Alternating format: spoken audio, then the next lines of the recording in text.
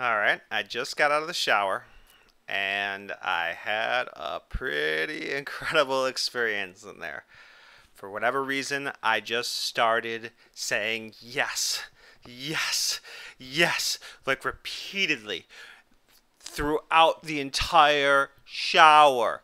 And I kept on saying yes, and it was like I was on a rampage of yes, where instead of saying specific words, what would happen was my mind would almost generally focus in a certain direction and feel really good. And I would just say yes to the focus that I was holding. And I would say yes to the thoughts that were coming in. And I just said yes. And I just said yes and yes. And the whole time, it just kept on going. It just kept on. There was new thought and a new yumminess and a new general thought to say yes about. And I would say yes about that. And I would look up at the sky and or the ceiling of the bathroom and just yes. And it was like it's like I was like scooping something down from source or like receiving something like something was being handed down to me and I was just saying yes to it and I kept on saying yes and I kept on saying yes and I kept on saying yes and it was just like yes, yes, yes.